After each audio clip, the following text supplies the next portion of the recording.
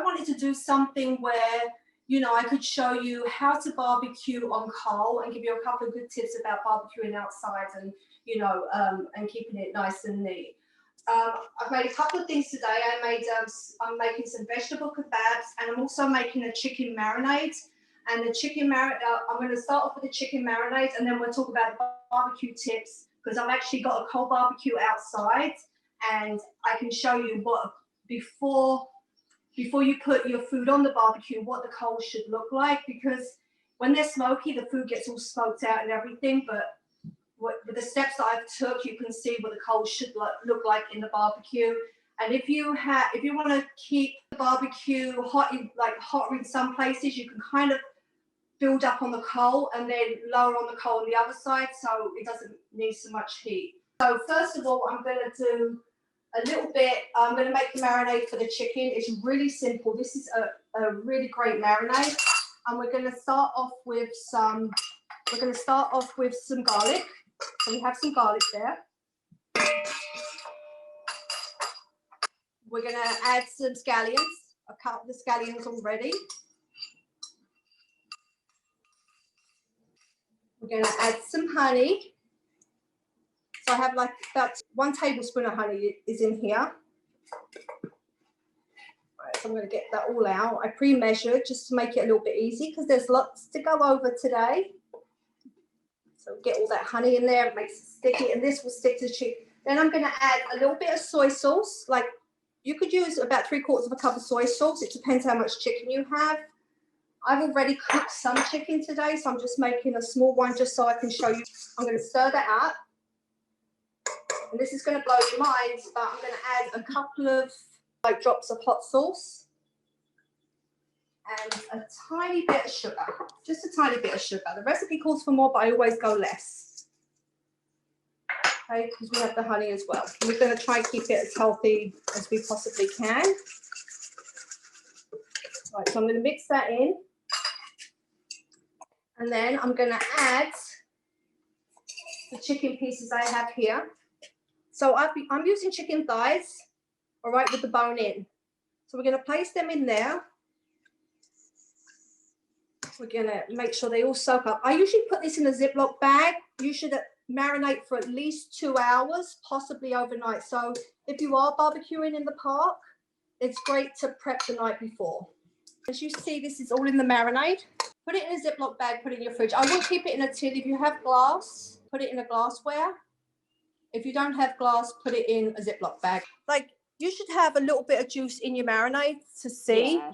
You know, so it soaks in there. Like, when I put it in a bag, you know, you can shake it up and make sure it's like nicely covered. And if you can, the bottom part of the refrigerator, it's always important to store meat at the bottom. The reason being, if something drips, it drips all through your food. Always marinate in the bottom of your fridge. Okay, so just keep that in mind, in your bag or in a bowl. All right, so now I'm going to do some vegetable kebabs. So I have a couple ready. Now, I use metal sticks, but, you know, they also have the wooden sticks. With the wooden sticks, you should really soak them for about 30 minutes because they'll catch fire when you put them on a coal barbecue. Oh, no. Yeah, they really do, because they're so dry, but if you soak them, they won't catch fire, which is perfect. So I'm just going to quickly put one together here, and then we're going to go outside and I'll show you what the barbecue should look like. I'm going to put a mushroom. Okay, I'm going to put a piece of pepper. Onion. You can put anything you want. This is what's so beautiful about veggie kebabs.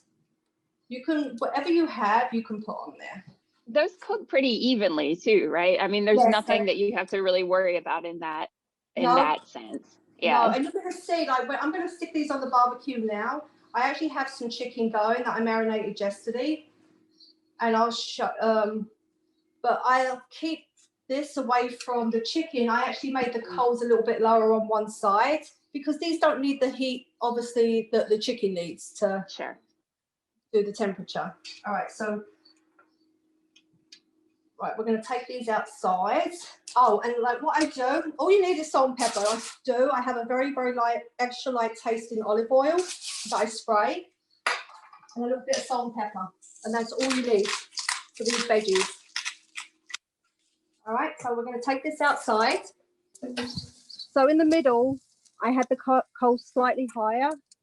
And as you can see, this is what the coals should look like before you start barbecuing. They should be like ashy and like red in the middle. If you put them on too early, they're going to actually get smoke. They're going to taste that smoky if you have to light it with lighter fluid or something like that. I'm just going to put these on. Right, see? And then I'm going to come back to them in a little bit. They're going to take a few minutes to cook. One thing I want to talk about cleaning on the outside of a barbecue. It's always good to have one of these. This is a bristle that takes all the grit and dirt off, because you have to make sure you empty all the ashes, as I mentioned before. And then I have this wire brush that I take it off.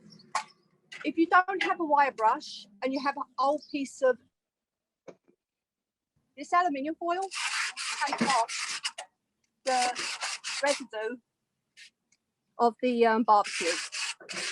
This is what they use if you haven't got the wire brush. But they're not too expensive, and the sticks are very cheap as well. Like the sticks are like 99 cents, and you have quite a lot of them. All right, so I'm going to show you what the food looks like being done. My chicken that's been barbecued, and this is the veggie kebabs. Those look so good. Doesn't it look beautiful? Oh my God, they're gorgeous. And that's all from a cold barbecue. So wow. As I mentioned, you have no, you don't have to worry about, not having a barbecue in your home. They do have them in the parks, and you can clean them up, take some water with you, clean them up, get rid of the ashes. You can burn all that residue off and make yourself a barbecue. And this is done with coal, no gas. Okay, so the water of the week, we have mint and cucumber. It's really important this time of year to be hydrated. It's very, very hot out there. I've been out there in and out for a couple of hours this morning, and it's like, it really knocks you out. So make sure you keep hydrated. The coals that you had going there, how long did you have them going before you put something on it? I usually have them going about 15 minutes. Once you see them going to, I used a little bit of lighter fluid to get it going. And, it's when you first light it, it's very, very, very smoky. Sure. So you have to wait for that smoke to subside. Once it's completely subsided and you start seeing that redness in the coals, that's when it's good to put your food on. Chicken thighs, they usually take it depends on the size of them. It usually takes about 15 minutes, but it must reach that internal temperature of 165. If you want to take a thermometer and be careful with it, by all means. How long does it take for the veggies to cook?